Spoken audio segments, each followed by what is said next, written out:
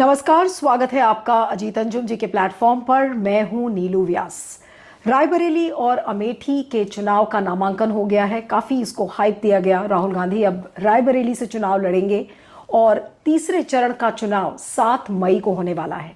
लेकिन क्या हुआ है, एक राहुल गांधी के खिलाफ कंप्लेंट फाइल कर दी गई है और उस कंप्लेंट में ये कहा गया है कि राहुल गांधी एक ब्रिटिश सिटीजन है, उनके खिलाफ एक ऑलरेडी कन्विक्शन हो चुका है।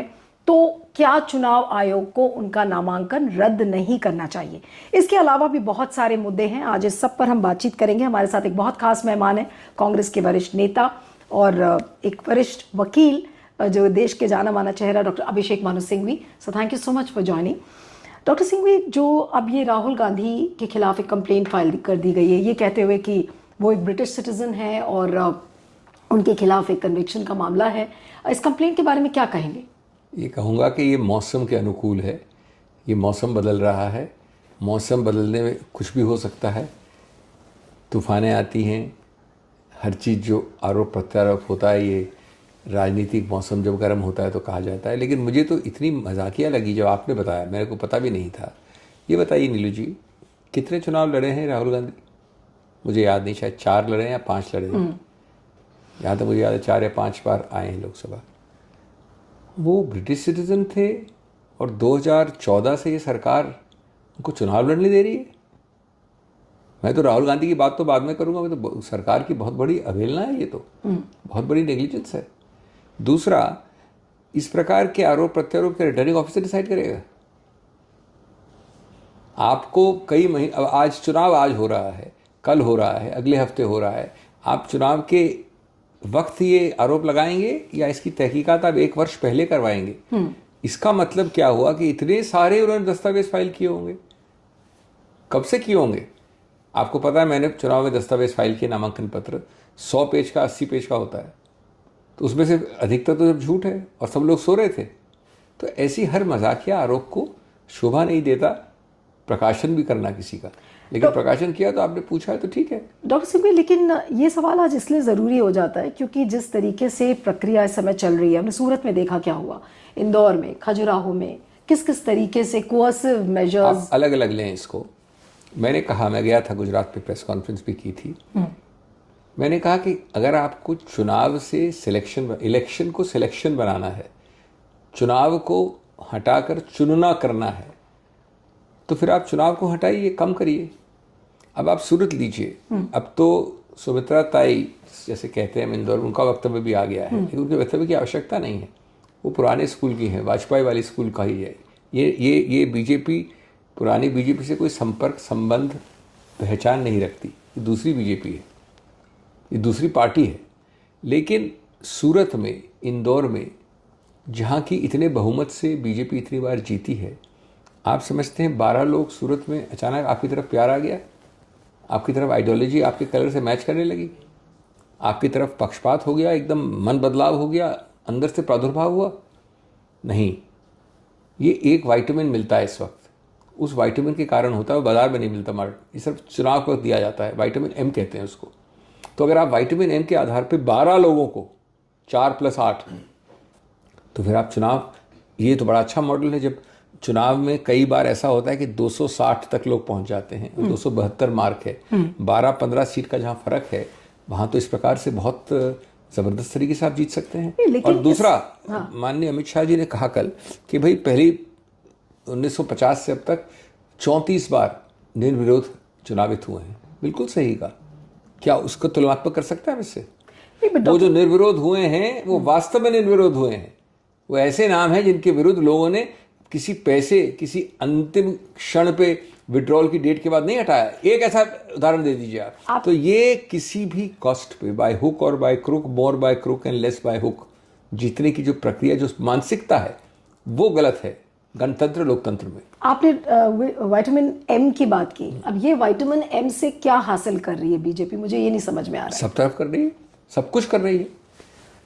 देखिए, इसके लिए आपको मूल तत्व, मूल सिद्धांत समझने पड़ेंगे। हमारा सबसे बड़ा सर्वोपरि वैल्यू, मूल्य क्या है, जिसको हम अभिन्न ढांचे, मूल ढांचे का एक अभिन्न अंग मानते हैं, उसको कहते हैं बेसिक स्ट्रक्चर का हिस्सा। क्या है? लोकतंत्र। लोकतंत्र का एक अभिन्न अंग क्या है? स्वतंत्र निष्पक्ष चुनाव। स्वतंत्र निष्पक्ष चुनाव का एक तीसरा अभिन्न अंग क्या है? समतल जमीन, लेवल प्लेइंग फील्ड। तो आप लेवल प्लेइंग फील्ड को इतने तौर तरीकों से बदल रहे हैं दिन प्रतिदिन। इलेक्टोरल बॉन्ड से आपने 6 गुना 5 गुना हम सबको मिला के, आप सबको मिला के ज़्यादा लिया आपने। इलेक्टोरल बॉन्ड तो एक स्रोत है पैसे का। सब जानते हैं कि पैसा अगर आप टोटल फंडिंग सत्तारूढ़ पार्टी का जोड़ लें तो सबसे मिला के 10 गुना ज़्यादा होगा। तो इलेक्टोरल बॉन्ड एक तरफ, वो फंडिंग एक तरफ जोड़ लें तो क्या होता है उसका परिणाम या दुष्परिणाम? आप इस प्रकार के सिलेक्शन और इलेक्शन हो रहे हैं। आप डिफेक्शंस कितने हो बताइए। अब वो भी सब इसी विटामिन एम का ही ये है प्रत्याशन, मैनिफेस्टेशन एक ही चीज़ का है। कर्नाटक में क्या हुआ, महाराष्ट्र में क्या हुआ, कर्नाटक में दूसरी बार क्या हुआ, मध्य प्रदेश में क्या हुआ, मणिपुर में क्या हुआ, अभी मेरे साथ भी जो हिमाचल में हुआ। तो आप समझते हैं ये प्यार है, आइडियोलॉजी है? इसलिए ये प्रश्न पूरे देश को पूछना पड़ेगा। बीजेपी की अंतरात्मा पूछे तो बीजेपी बहुत तो पूछ रहे हैं बाय द वे, लेकिन जब तक नंबर 1 नंबर 2 नहीं पूछेंगे और उनको पूछने का सवाल नहीं उठता क्योंकि वो इसके बेनिफिशियरी हैं, तब तक ये पूरा जो है विकृत कर रहा है हमारे मूल ढांचे को, लेकिन डॉक्टर हमारे सिंघवी, इसको लोकतंत्र को। टैकल करने के लिए क्या ऑपोजिशन पार्टीज या कांग्रेस क्या इस समय असफल है? अगर ये जानते हुए कि बीजेपी इस तरीके की टैक्टिक्स पर रिजॉर्ट करेगी, वो इस तरीके की छल या आप जो भी उस मेथोडोलॉजी को कह लीजिए, अगर बीजेपी उस तरीके की टेक्निक को अपना रही है तो आज ऑपोजिशन पार्टीज अपने आप को कैसे तैयार करेंगी? आप अपने आप को मैं बना लीजिए, मतलब मुझे ऑपोजिशन पार्टी बना लीजिए। नंबर 1 क्या करेंगी आप जो मैं कर रहा हूं करेंगी, आपके ज़रिए, आप जैसे जागरूक जो व्यूअर्स हैं आपके, उनके ज़रिए इसको सामने लाऊंगा। गणतंत्र में और क्या होता है। नंबर 2, दूसरी चीज़ मैं कर सकता हूं लेकिन करने में सक्षम नहीं हूं। मैं वापस जाके विटामिन एम का एक बड़ा पिल इस्तेमाल करके जो लोग पहली विटामिन एम खा के हिले हैं उनको वापस ले आऊँगा। आप समझते हैं कि विपक्ष सक्षम है इसमें? तीसरा क्या कर सकता हूं मैं? कोई गन लेके किसी को उड़ा दो सकता नहीं। ये सब चीज़ें कभी ना कभी इसका जवाब जनता देगी, इसलिए मैं आपके ज़रिए जनता को कह रहा हूँ। लेकिन जब तक जनता देगी तब तक आपने विकृत भी कर दी लोकतंत्र, हमारे मूल ढांचे को एक ऐसा आघात पहुँचाया है। और गणतंत्र में तीसरा तो कोई तरीका नहीं होता कि गन उठा के आप शूटिंग शुरू कर दें। लेकिन अमेठी में क्या हुआ सर? मैं वाकई में जानना चाह रही हूँ कि ऐसा क्या हो गया रातों रात कि राहुल गांधी का नाम रायबरेली से नॉमिनेशन के लिए फाइल किया गया? क्योंकि कई लोग ये भी कह रहे थे कि शायद कुछ इस तरीके की स्थिति बनी। That's why I am wanting to know from you कि ऐसा क्या हो गया कि रात भर कुछ पता नहीं चला और सुबह सुबह होते हुए डिसीजन अचानक से चेंज हो गया। मैं आपको बिंदु के जरिए बताता हूँ एक चीज़। नंबर 1, मैं जहाँ तक होता है फ्रैंक होता हूँ, इसमें विलम्ब हुआ है मेरे को कहने में कोई हिचक नहीं है। ओके, थोड़ा पहले होना चाहिए था, ये होता है, हम सब मानने में क्या खराबी है, विलम्ब हुआ है थोड़ा। लेकिन दूसरी बात, अगर माननीय सोनिया गांधी जी राजस्थान जाती हैं तो रायबरेली कोई कम एक विरासत वाली सीट नहीं है। तो रायबरेली में लड़ने का निर्णय माननीय राहुल गांधी का एकदम सही है। नंबर 2, विलम्ब कुछ है, कुछ विलम्ब जरूर है। नंबर 3, उस विलम्ब में भी मैं समझता हूँ रायबरेली के विषय में इतना विलम्ब नहीं है। आपने वायनाड में कैंपेनिंग खत्म की और उसके बाद आपने घोषणा की, ये भी कुछ हद तक स्ट्रेटेजी का हिस्सा हो सकता है। क्योंकि वायनाड के अगर आप वोटर हैं तो मैं समझता हूं कि उनको भी ये लगता है कि भाई वायनाड से जुड़े हुए हैं अंत तक और साथ साथ खड़े हो रहे हैं। तो इसमें इतनी कोई there is a method in the madness. Number 4, Amethi में मैं मानता हूं आइडियल प्रत्याशी, मैंने तो खुद में कहा, उनसे बेहतर मैं समझता हूं कि प्रत्याशी नहीं हो सकती प्रियंका गांधी। अब उनके देखिए, वो एक ऐसी महिला हैं जिन्होंने, उनके कई सारी और जिम्मेवारियां हैं, उन्होंने सोच समझ के निर्णय लिया है। तो ज़रूर उस बातचीत, वार्तालाप, आदान प्रदान में समय निकला है, बट अंततोगत्वा मैं उनके अधिकार क्षेत्र का पूरा आदर करता हूँ। उन्होंने अगर निर्णय लिया, मैं नहीं पकड़ सकता आपकी गर्दन का, लड़ना ही पड़ेगा आपको। नहीं, वो तो ठीक है, उनका वो पर्सनल चॉइस था। तो इसलिए विलम्ब हुआ और अंत में फिर तो दोनों सही, रायबरेली एकदम सही हुआ है, विलम्ब थोड़ा हुआ है अमेठी में, अब ठीक है। नहीं, लेकिन अमेठी के केस में राहुल गांधी का वहां से न लड़ना, अब मोदी जी को और बीजेपी को ये कहने का मौका मिल गया कि देखिए वो तो वहां से भाग खड़े हुए, वो डर गए। अगर इसको रिवर्स कर देते आप, अगर इसको आप रिवर्स कर देते कि शोरीलाल जी को वहां से खड़ा करते, इसको रिवर्स करके देख लीजिए, प्रश्न पूछिए वापस, वो कहते प्रियंका जी भाग गई वहां से।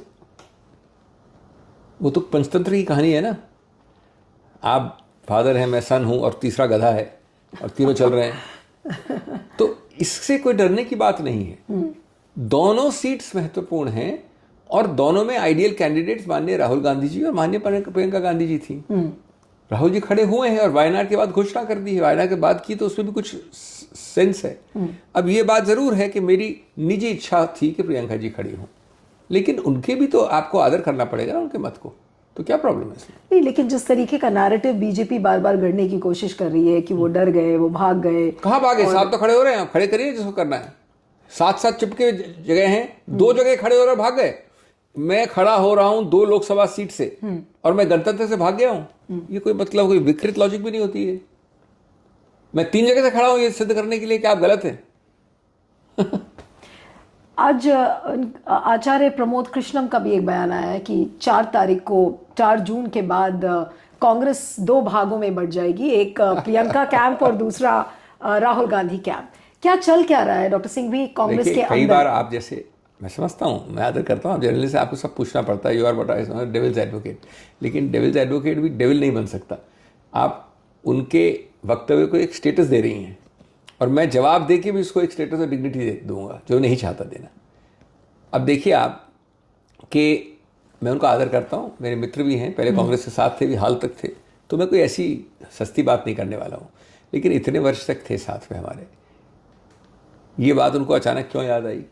ये बीजेपी की टैक्टिक्स हैं। अगर मैं आपको ज्वाइन करता हूँ, आप बीजेपी हैं, तो ये आपको एक स्क्रिप्ट दिया जाता है और वो स्क्रिप्ट बार बार, आज आपको ये वक्तव्य देना है, परसों ये वक्तव्य देना है। और इसके बारे में सबसे अच्छा उत्तर है जो अंग्रेजी में एक फ्रेज है, विशफुल थिंकिंग। ये विशफुल थिंकिंग आचार्य प्रमोद जी की नहीं है, ये विशफुल थिंकिंग बीजेपी की है। अब अगर आपका बहुत ज़्यादा, एक अंग्रेजी में और शब्द है, बहुत ज़बरदस्त इमेजिनेशन है, फेब्राइल एंड फर्टाइल इमेजिनेशन, तो भाई उसका इलाज तो मैं नहीं कर सकता, उसको तो मुंगेरी लाल के स्वप्न ही कर सकते हैं। यानी कि आप ये कह रहे हैं कि आचार्य प्रमोद कृष्णम को एक स्क्रिप्ट बीजेपी से मिली हुई है और वो ये जो स्टेटमेंट है ये उनके स्क्रिप्ट का हिस्सा है? निश्चित रूप से। इन्होंने इतने साल हमारे साथ इतने उच्च पद में थे, कभी उनको इसकी इस इमेजिनेशन, इस स्वप्न लोक की एक भनक भी नहीं लगी। उस वक्त भी वो किसी और तरह से वक्तव्य दे सकते थे, बल्कि खुद उस खेमे को क्रिएट कर सकते थे जिसकी बात आज कर रहे हैं। तो ये सब समझना चाहिए। वो बहुत मतलब प्रखर वक्ता हैं, मैं उनको आदत सहित कह रहा हूँ, लेकिन हर उनके वक्तव्य पे रिएक्ट करना कोई सही बात नहीं होगी। लेकिन डॉक्टर सिंघवी, अभी जो हम बात कर रहे थे नॉमिनेशंस की, विड्रॉल्स की, सुमित्रा महाजन का भी कल बयान आया कि उनके पास कई फोन्स आ रहे हैं कि इस बार लोग नोटा दबाना ज़्यादा पसंद करेंगे बजाय इसके कि ईवीएम का कोई और बटन दबाए। ये सारी चीज़ें हो रही हैं, सबको दिख रहा है, लेकिन चुनाव आयोग कहाँ पर है इस बार? चुनाव आयोग की मैंने अभी 2 हफ्ते पहले नीलू जी एक डेलीगेशन लीड किया था माननीय प्रधानमंत्री के बांसवाड़ा वक्तव्य के विषय में ईसी। तो मैंने अपनी बात शुरू की थी ईसी में, और जो मैंने आपके सामने प्रेस में रखी निकलते ही बाहर उस बिल्डिंग से, कि ये माननीय प्रधानमंत्री या गृह मंत्री ट्रायल पे नहीं है, ये चुनाव आयोग ट्रायल पे है। तो चुनाव आयोग ट्रायल पे है तो खुद जानता है वो। अब हर संस्था अम्बेडकर साहब बना सकते हैं, उसके बारे में बहुत सारे आशाएं व्यक्त कर सकते हैं, लेकिन अंततोगत्वा ये निर्भर करता है उनके नैतिक मूल्यों के ऊपर जो लोग उन संस्थाओं के अंदर बैठे हैं। इसमें संवैधानिक मूल्य है, इसमें नैतिक मूल्य है, इसमें गणतांत्रिक मूल्य है। आप आज हैं, कल नहीं होंगे, लेकिन तो संस्थाएं बनाने में दशक लगते हैं। आप समझिए 2019 में 25 कंप्लेंट की थी हमने, 20 पे आम कंप्लेंट थी, एक्शन लिया गया। 3 या 4 कंप्लेंट थी माननीय प्रधानमंत्री और गृह मंत्री के बारे में, मैं खुद ही लीडर था उस डेलीगेशन का। 3 हफ्ते नहीं लिया गया कोई एक्शन। आप जानती हैं चुनाव का जो खिड़की होती है वो 4 हफ्ते की होती है, 6 हफ्ते की होती है। हमको उच्चतम न्यायालय जाना पड़ा, न्यायालय का निर्णय दो इमीडिएटली। चुनाव के 4 दिन पहले निर्णय आया और निर्णय 2-1 का आया, इसलिए लवासा साहब फिलीपींस पहुंच गए। तो अब ये जो भय की प्रक्रिया है, मैं चुनाव आयोग की भी इतनी दोषारोपण नहीं करना चाहूँगा, ये भय जो क्रिएट किया जा रहा है, इससे आप हर संस्था को, जिसको दशक लगे, जिसको 3 दशक लगे, जिन संस्थाओं को सींचा, पनपाया, नेहरू जिसको आप गाली देते हैं हर दिन, उसको आप 10 दिन में खत्म कर सकते हैं। तो आप कह रहे हैं मैं कि समझता हूँ अभी भी इसके जागरूक होना पड़ेगा चुनाव आयोग को खुद। तो डॉक्टर सिंघवी, आप कह रहे हैं कि चुनाव आयोग इतना डरा हुआ है कि उसके पास हिम्मत नहीं है कुछ करने की। चुनाव आयोग और कई संस्थाएं, आज इस सरकार की सबसे बड़ी उपलब्धि, इन्वर्टेड कॉमर्स, या सबसे बड़ा नीच काम जो किया इन्होंने, इन्वर्टेड कॉमर्स, वो है कि 10 संस्थाओं को ख़त्म करने का प्रयत्न किया है। इंफॉर्मेशन कमीशन से लेके न्यायपालिका के हिस्सों को लेके, न्यायपालिका नहीं कि पूरी न्यायपालिका, लेकिन प्रयत्न पूरा है, वहाँ सक्सीड हुए नहीं, बात दूसरी है। चुनाव आयोग को लेके, सीएजी के ऑफिस को लेके, और हमारी संस्थाएं, संसद को लेके, पार्लियामेंट को लेके, गणतांत्रिक प्रक्रिया जो आपने इंदौर और ये सूरत की बात की उसको लेके, ये सब मूल्य हैं, संस्थाएं हैं, सिद्धांत है। अब लगता बड़ा अजीब है बात करने का इसके, हम तो बहुमत से आते हैं। अरे भाई, बहुमत से आपका हर काम अगर सत्यापन हो जाता है तो आप गलतफहमी में हो।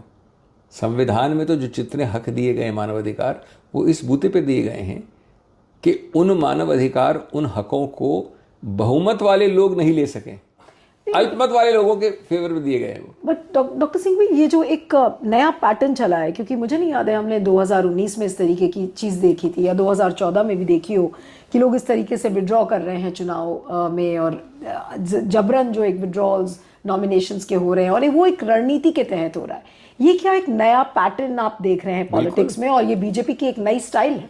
मैं नया नहीं कहूँगा, पैटर्न देखिए शुरू हो गया 2014 से।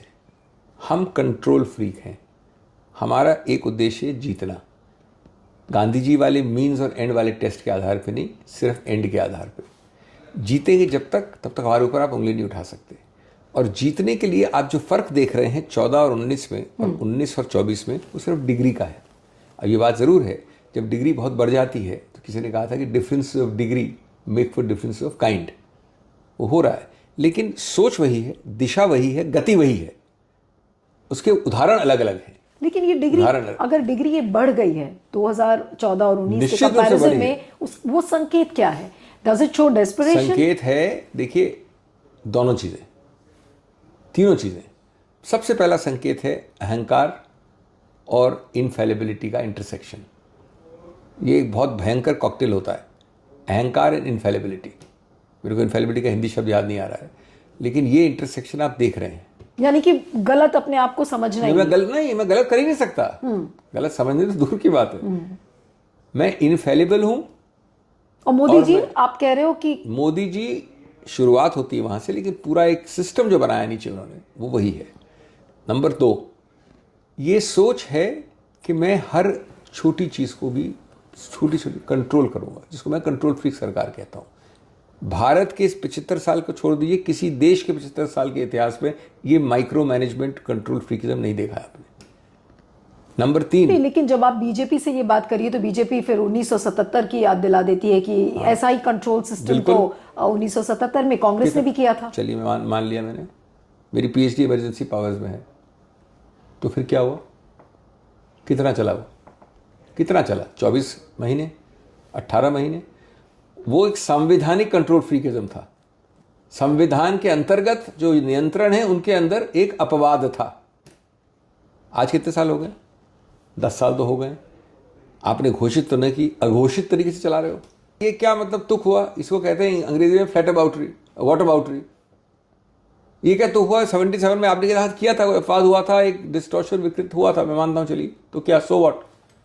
दूसरा, आज आप बीजेपी से बात करिए, बीजेपी के 90% लोग, आप मेरे साथ बैठ जाइए सेंट्रल हॉल में, अपना मुंह छुपा लीजिए, आंख छुपा लीजिए और मेरे साथ बात करते हुए सुनिए। यही कहते हैं जो आप कह रहे हैं, मैं कह रहा हूँ।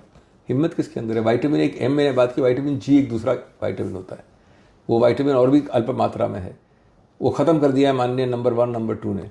विटामिन जी कहते हैं उसको, गट्स। आपने आज नई टर्मिनोलॉजी इस इंटरव्यू में दी है, विटामिन एम और विटामिन जी, तो थोड़ा सा व्यूअर्स को भी समझा दीजिए कि आप किस संदर्भ में बात कर रहे हैं। सब जानते हैं, व्यूअर्स को हाथ थोड़ी खाते हैं। विटामिन एम भी जानते हैं, विटामिन जी भी जानते हैं, money and guts. Doctor Singh भाई, अभी हम जो चुनाव आयोग के संदर्भ में बात कर रहे थे, मुझे याद आया कि कल एक इलेक्शन कमीशन की एक प्रेस रिलीज आई, और अभी ये कहा कि भाई election commission is not acting the way it should.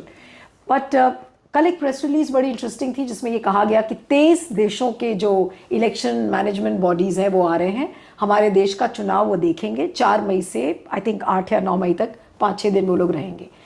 ये क्या चुनाव आयोग जहां पर उसको एक्शन लेना चाहिए ये नहीं ले रहा है, और इस तरीके के अगर वो मेजर्स उठाकर उस पर काम कर रहा है, तो ये क्या दर्शाता है? हाथी के दांत एक होते हैं दिखाने वाले, एक होते हैं खाने वाले या काटने वाले। तो आप उसका प्रदर्शन देख रहे हैं। मैं तो बहुत खुद गौरवान्वित फील करता हूँ जब हमारे विदेश के लोग आते हैं, हमारे संसद में बैठते हैं, हमारी गैलरी में भी बैठते हैं कई डेलीगेशन को देखने के लिए। उसका मतलब क्या हुआ कि जो संसद में हो रहा है सब सही है। तब भी आया था एक डेलीगेशन जबकि 144 लोगों को आपने सस्पेंड कर दिया था। Yes, I remember. तो ये एक अलग प्रक्रिया है और मैं समझता हूँ ये इसकी टाइमिंग जो है वो परोक्ष रूप से यही सिद्धांत स्थापित करने को जिसकी बात आप कर रही हैं। ये तो पहले भी आ सकते थे, बाद में भी आ सकते थे, ठीक है, अच्छी बात है। हमारा, मेरे को इसमें कोई संदेह नहीं कहने में कि हमारा चुनाव आयोग हमारे चुनाव विश्व की एक बहुत ज़बरदस्त एक मिरेकल है, एक जादू है। नहीं तो लेकिन उसका मतलब ये नहीं है कि जो आपको करना चाहिए यानी नोटिस देना चाहिए 2 दिन में, बुलाना चाहिए नड्डा जी को नहीं माने प्रधानमंत्री को, वो इससे क्या वैलिडेट हो जाएगा या लेजिटिमाइज हो जाएगा? नहीं तो चुनाव आयोग आपके हिसाब से क्या दिखाने की कोशिश कर रहा है कि देखिए हम कितना न्यूट्रल, कितना फ्री एंड फेयर चुनाव करा रहे हैं? चुनाव आयोग आमतौर पे न्यूट्रल और फेयर, फ्री एंड फेयर होता है, ये समझने वाली चीज है। आपको लग रहा है कि इस बार भी फ्री एंड फेयर है? आमतौर पे वो तो आपका जो परीक्षा, वो तो धारणा है डॉक्टर सिंह। नहीं, आपकी जो परीक्षा है ना वो होती है सिर्फ 10, 12, 15% केसेस में। परीक्षा कोई 80% केस थोड़ी होती है। आज वो बेचारा बीजेपी का कार्यकर्ता डिस्ट्रिक्ट वाला बिहार में कुछ बोलता है तो उसको आप कल बंद कर दोगे। आज अगर एक मंत्री लेवल का भी व्यक्ति बोलता है उसको आप परसों बंद कर दोगे। बंद यानी प्रतिबंध लगा दोगे बोलने से। तो मैं तो मानता हूं सबके लिए करते हैं। आपको परीक्षा में, उसको अंग्रेजी में कहा जाता है व्हेन पुश कम्स टू शव, आपकी क्रेडिबिलिटी, आपकी नैतिक मूल्य, आपका एक जो नर्वस सिस्टम और मॉरल फाइबर कहते हैं वो मजबूती और आपकी निडरता तब आती है सिर्फ वो 15-20% केसेस में। जब तक आप उस परीक्षा को पास नहीं करते हो, उस कसौटी को नहीं क्लियर करते हो, तब तक फिर आप नहीं कह सकते कि मैंने 80% केस में तो नोटिस दे दिया, नीलू व्यास को, उसको रोक दिया। नहीं, लेकिन डॉक्टर सिंह भाई आपको क्या लगता है प्रधानमंत्री के जो भाषण, खासकर बांसवाड़ा का जो उनका भाषण था और उसके बाद भी लगातार वो भाषणों में उसके लिए कोई रॉकेट साइंस चाहिए? उसके लिए आपको क्या चाहिए? अच्छा ये बताइए, प्रधानमंत्री हैं, कोई आम आदमी तो है नहीं।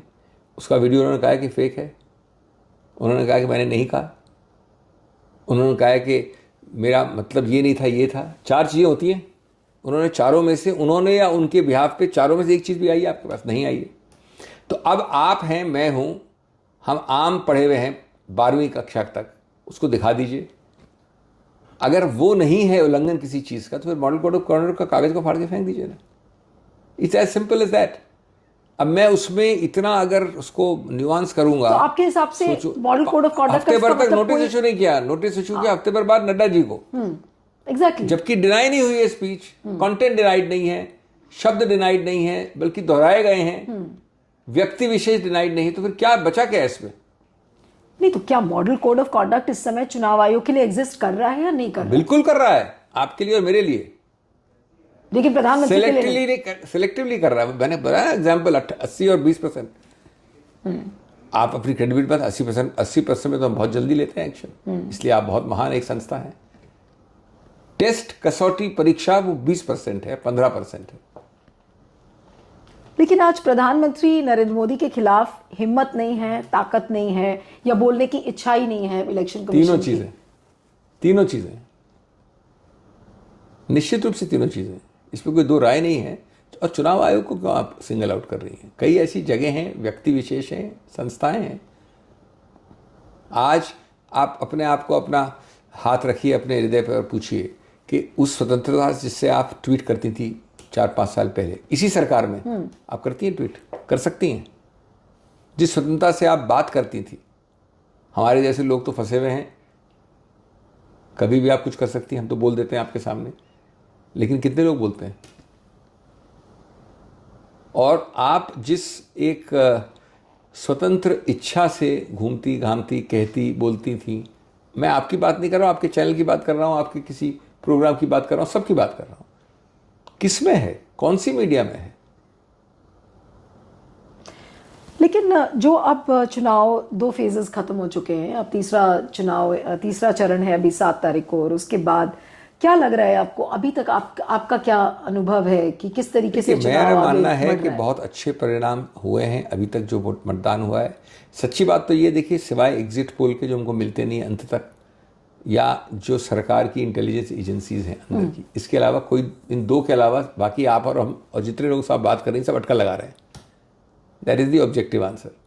लेकिन जो हमारी ग्राउंड रिपोर्ट्स आई हैं, जो हमारे जो सूत्रों के आधार पे हमने कहा है, जो कुछ लोग ग्राउंड पे गए हैं, मैं भी गुजरात एक जगह और गया हूँ, वहाँ पर मैं समझता हूँ कि जो ये 400 पार की पहले बात तो डींग है, ये वही बात है जो पश्चिम बंगाल में कहा गई थी, 250 पार या कुछ ऐसा फिगर था, 200 पार।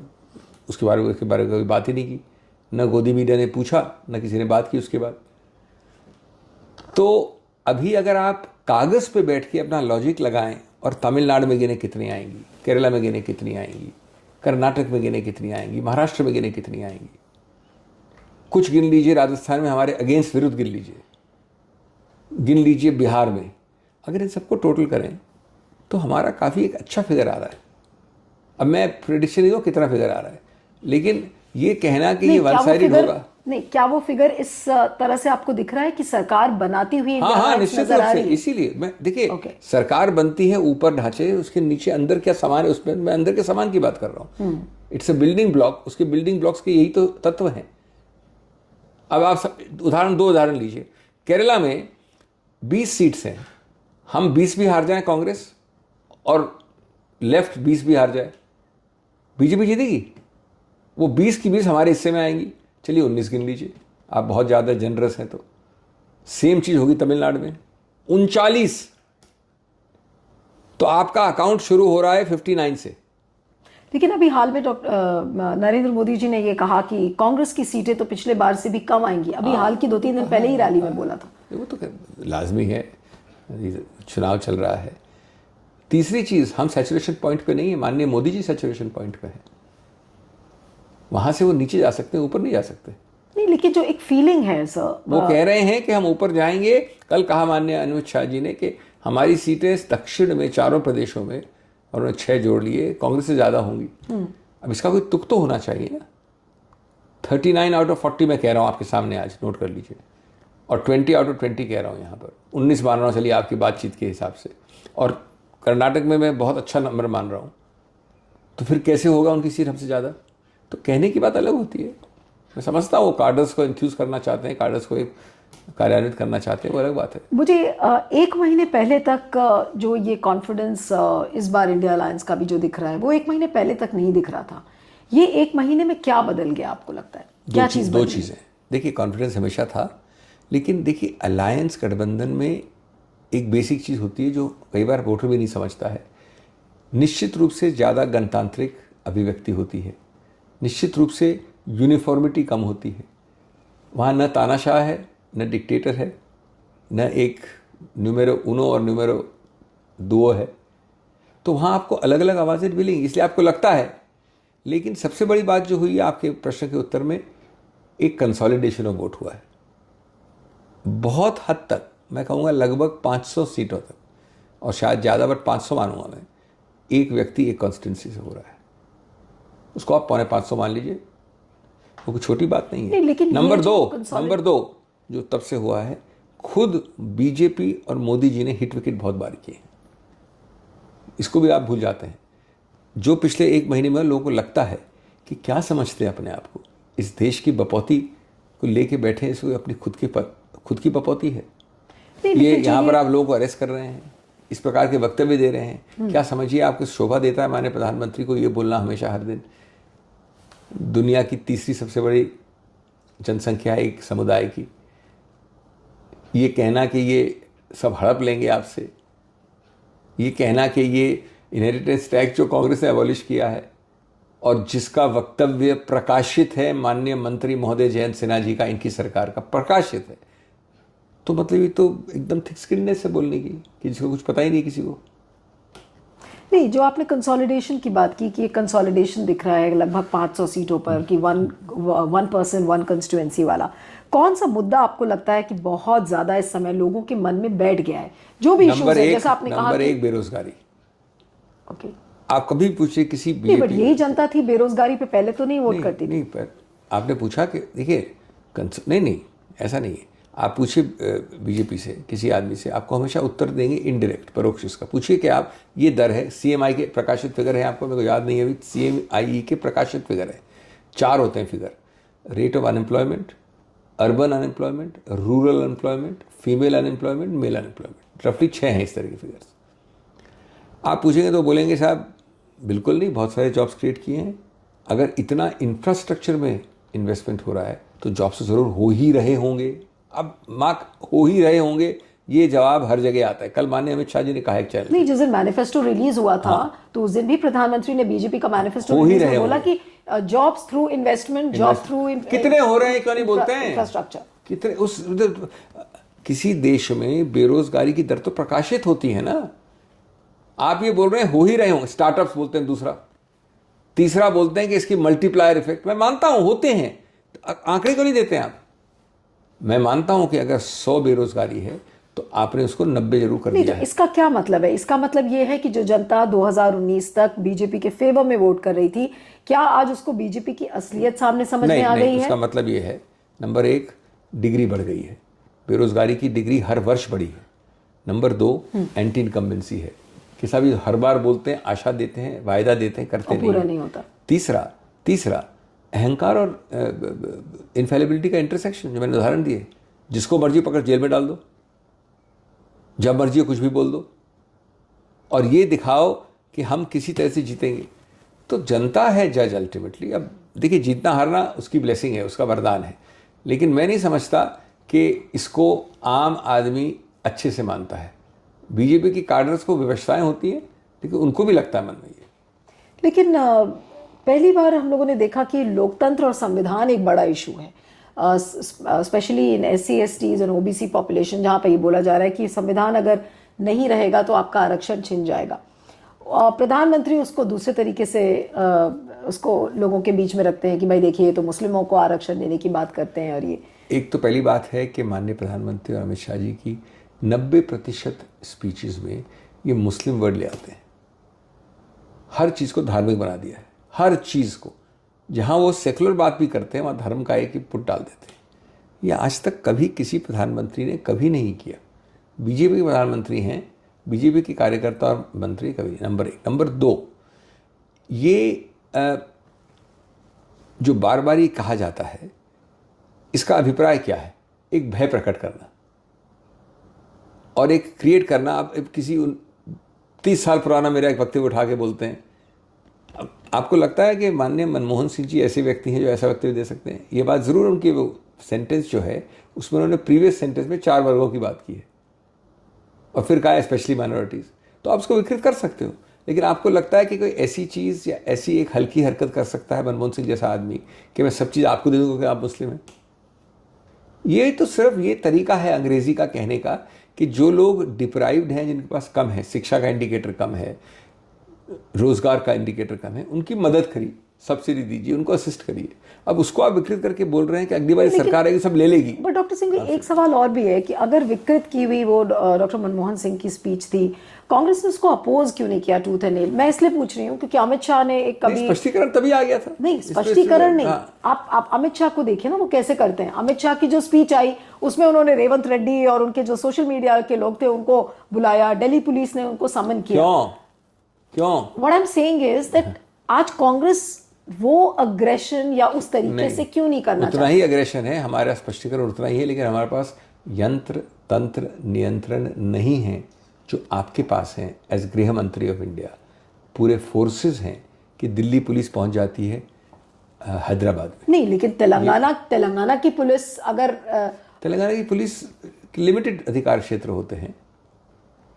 अब मैं मानता हूं कि किसी एक व्यक्ति ने गलती की हो, मैं जानता नहीं, मेरे को पता नहीं किसने की है, उसके वो मुद्दा नहीं छोड़ा है। बीजेपी प्रयत्न कर रही है भय फैलाना। वो कह रहे हैं कि हम ऊपर जाते रहेंगे, अभी इनको पकड़ा, अब इसको पकड़ेंगे, फिर उसके बाद। तो ये एक भय की प्रक्रिया, ये तो सिर्फ यंत्र तंत्र नियंत्रण आपके पास इसलिए हो रही है किसी पे। यही तो दहशत की राजनीति प्लस भी होता है। अरेस्ट का मतलब क्या हुआ? केजरीवाल को मॉडल कोड ऑफ कॉन्डक्ट के बाद, जो कि एक ऐसी FIR है जो कि अगस्त 2022 की है, और हमने कल बहस की परसों उच्चतम न्यायालय में कि आखिरी तत्व का जो दस्तावेज है वो अगस्त 23 का है। उसके 9 महीने बाद आपको करना ही था अरेस्ट, तो क्या नेसेसिटी दिखा सकते हैं आप? इसलिए ये जो एक है मेरे पास पावर तो मैं इसका इस्तेमाल करूंगा, दुरुपयोग करूंगा, ये तो सिर्फ उनके पास है। अगर नहीं है, मानते हैं। आपने अरविंद केजरीवाल की बात की, I think it wouldn't be right, क्योंकि अभी केस है सुप्रीम कोर्ट में आपसे सवाल करने के लिए। दलील की बात कर रहा हूं। हाँ, लेकिन सुप्रीम कोर्ट ने एक रे ऑफ होप भी दिया, ये कहते हुए कि we may be open to the idea of an interim bail. देखिए, मैं कभी इस मामले में जिसमें मैं खुद बहस कर रहा हूं और एक मंगलवार को लगा है, उपयुक्त नहीं होगा। उच्चतम न्यायालय ने खुद ने कहा कि हम सब चीज़ देख रहे हैं। मैंने उनको प्रेयर दिखाई, हम देख रहे हैं, ये भी एक विकल्प हो सकता है, इसके ऊपर हमको आप दलील दीजिए। उन्होंने साथ साथ ये भी कहा कि हम मीडिया को साफ बोल रहे हैं कि हमने कुछ निर्णय लिया नहीं, हम सुनना चाहते हैं, और वो प्रश्नोत्तर चलता रहता है। लेकिन हमारा बड़ा स्पष्ट कहना, हमारा बहुत मजबूत केस है, हमें किसी से कोई डरना है वो बात नहीं। हम बड़ा स्पष्ट सामने छाती खोल के बोल रहे हैं सब लोगों को। बाकी निर्णय तो उनके हाथ में है, वो करेंगे। आपसे बस लास्ट के 2 सवाल करूंगी, फिर मैं प्रोग्राम को वाइंड अप करूंगी कि अब कांग्रेस के लिए चुनौती आपको क्या लगती है, जो आगे के 5 फेजेस हैं और जिस तरीके से चीज़ें शुरू हुई हैं, अमेठी और रायबरेली के नॉमिनेशंस के बाद एक नया पड़ाव भी देखने को मिल रहा है। ठीक है, साउथ से सब फ्री हो गए, अब पूरा जो नॉर्दर्न बेल्ट है उसमें चुनौती मैं कहूँगा ज़्यादा है, क्योंकि ये बात गलत नहीं है कि प्रधानमंत्री जी का जो भी वर्चस्व है वो नॉर्थ में है, उत्तर में है, और वो ज़्यादा चुनाव अब हो रहे हैं, एटलीस्ट ज़्यादा मात्रा में अब हो रहे हैं। तो वो चुनौती तो पहली है, क्योंकि अब 1 महीने का भी विंडो नहीं रहा। दूसरी चुनौती है कि हमारी मैसेजिंग में जो विकृतपना ला रहे हैं बीजेपी, उसको बार बार जवाब देना। तीसरी चुनौती है कि आपको लग रहा है कि कांग्रेस ये ठीक से कर रही है? बहुत बड़ी मात्रा में करी। जो हमारे पास हैं साधन, उनसे आप हर दिन करें। लेकिन ये अलग बात है कि मैं बोलता हूँ इतना और आप रिपोर्ट करती हैं इतना, और जितना मैंने बोला उसका आधा बोलती है अगर बीजेपी, उसका डबल रिपोर्ट करते हैं आप। उसका कोई इलाज नहीं मेरे पास, और न इलाज निकलने वाला है 2 हफ्ते 3 हफ्ते में। तीसरी चुनौती है कि हम एकजुट रहें अंत तक, और उस एकजुटता में एक आवश्यकता है कि अलग अलग वर्ग जो इंडिया के हैं या जो सेक्शंस हैं, वो कुछ सेल्फ रिस्ट्रेंट एक्सरसाइज करें वक्तव्य में, कहने में, बोलने में। मैं किसी एक कहना, कोई भी व्यक्ति कुछ कह दे तो उससे उसका, बल्कि कई बार तो हमारे खुद की कांग्रेस ने रिट्रैक्ट किया है कि हमने कहा ही नहीं, गलत फेक है, लेकिन वो डैमेज हो जाता है। ये चुनाव का सीजन ऐसा है कि जब आप, और ये ज़्यादा ज़रूरी है गठबंधन वाली पार्टियों के लिए, इंडिया के लिए, बनिस्बत एक डिक्टेटरशिप वाली पार्टी बीजेपी के लिए। यानी कि आपको थोड़ा उस पर डाउट है कि ये चीज़ हो सकती है? नहीं, मेरे को लगता है कि इतनी व्यापक फैली हुई, प्रादेशिक स्तर पे फैली हुई है कि हर व्यक्ति को मैं कंट्रोल, आप बैठी हैं कलकत्ता में, आपको कंट्रोल नहीं कर सकता। आप बैठी हैं कर्नाटक में, मैं आपको कंट्रोल नहीं कर सकता। तो उसको थोड़ा सा एक मैसेज होना चाहिए अपनी अपनी पार्टियों में, नहीं, तो बहुत सारी पार्टी हैं। तो अगर ये मैसेजिंग की बात है, तो मैसेजिंग जब भी ऐसी कोई एक यूनिवर्सल मैसेजिंग हो तो उसको एक कोऑर्डिनेशन पॉइंट होता है। कोऑर्डिनेशन हो रहा है? सब कोऑर्डिनेशन पॉइंट्स हैं, हर प्रदेश में हैं, वॉर रूम्स हैं, मीडिया डिपार्टमेंट्स हैं, लेकिन वो हीट ऑफ द मोमेंट पे ना, वहाँ आपको रिस्ट्रेन करना पड़ता है, और या जो प्रचलित लाइन है पार्टी की वो लेनी पड़ती है। और या तीसरा सबसे अच्छा आंसर होता है, जयपाल रेड्डी जी और हम सबसे सीनियर मोस्ट स्पोक्स पर्सन है, उनकी मृत्यु हो गई। वो कहा करते थे कि स्पोक्स पर्सन, उन्होंने 97 से हैं वो सीनियर मोस्ट स्पोक्स पर्सन, और वो मेरे बहुत अच्छे संबंध थे। वो कहते थे कि स्पोक्स पर्सनशिप का पहला रूल है, don't look for a sixer, prevent a hit wicket and a self goal. हमने बहुत डिस्कशन किया इसके ऊपर, और वो भी आवश्यक है। आपका 99% वो मंतव्य या वो इरादा नहीं होता है, लेकिन वो एक बार जो 3 हफ्ते का विंडो है, तो वो तीर निकला तो तीर निकल गया। लेकिन ये हिट विकेट और सेल्फ गोल की जो आपने बात की, और अगर मैं मौखिक रूप से कह रहा हूँ, मौखिक रूप से मैं समझ गई, लेकिन इंडिया अलायंस और बीजेपी के संदर्भ में अगर मैं पूछूं तो इस बार क्या आपको दिख रहा है? कौन हिट विकेट कर रहा है, कौन सेल्फ गोल कर रहा है? मेरा कहने का मतलब है कि बीजेपी के लिए आसान है, क्योंकि डिक्टेटोरियल पार्टी है, सिंगल पार्टी है। एनडीए तो नाम वास्ते है, बीजेपी को हटा दे एनडीए से तो कुछ बचता ही नहीं करीब करीब। तो इसलिए उनके लिए आदेश है, आसान है। हमारे लिए इसलिए क्योंकि हम गणतांत्रिक ज़्यादा हैं, खुले ज़्यादा हैं, पारदर्शी ज़्यादा हैं, और बड़े बड़े दिग्गज लीडर्स हैं प्रादेशिक स्तर पे। ये एक आभास होना चाहिए, ये एक याददाश्त होनी चाहिए जिसको हम कार्यान्वित करें। आपने विटामिन एम और विटामिन जी की इस बार बात की, मैंने इसके पहले सुना नहीं था, इसलिए मुझे थोड़ा सा नया लग रहा था।